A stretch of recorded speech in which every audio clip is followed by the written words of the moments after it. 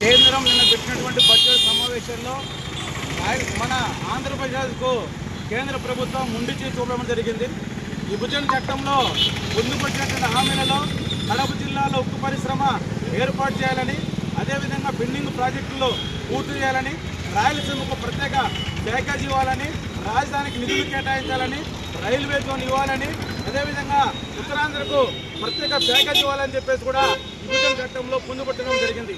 కానీ కేంద్ర బడ్జెట్ సమావేశంలో ఆంధ్రప్రదేశ్కు నిధులు కేటాయించకపోవడం చాలా దుర్మార్గమైనటువంటి విషయం. దీన్ని భారత కమ్యూనిస్టు పార్టీ, మార్క్సిస్ట్ పార్టీగా దీన్ని వ్యతిరేకిస్తున్నాం.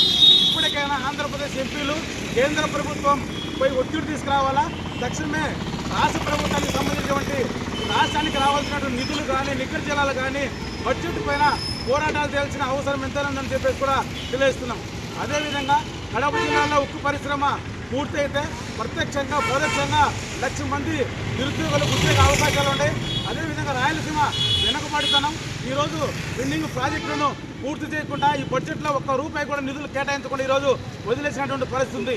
ఇప్పటికైనా కేంద్ర ప్రభుత్వంపై ఈ రాష్ట్ర ఎంపీలు ఒత్తిడి తీసుకురావాలా, ఒత్తిడి తీసుకొచ్చి ఈ రాష్ట్రానికి రావాల్సినటువంటి పెండింగ్ ప్రాజెక్టులు పూర్తి చేయాలా, పోలవరానికి నిధులు కేటాయించాలా, అదేవిధంగా విశాఖ స్టీల్ ప్లాంట్ ప్రైవేటు చేయకుండా ఆపాలా, రాజధానికి నిధులు కేటాయించాలా, ఉత్తరాంధ్రకు రాయలసీమకు ప్రత్యేక ప్యాకేజీతో అభివృద్ధి చేయాలని చెప్పేసి కూడా కోరుతాను. లేని పక్షంలో కేంద్ర ప్రభుత్వంపై ఒత్తిడి తీసుకురాకపోతే సిపిఎం పార్టీ ఆధ్వర్యంలో రాష్ట్ర వ్యాప్తంగా కూడా పెద్ద ఎత్తున ఆందోళన పోరాటాలు చేపడతామని చెప్పేసి కూడా తెలియజేస్తున్నాం. చిన్ని సిపిఎం పట్టణ నాయకులు బద్వేల్.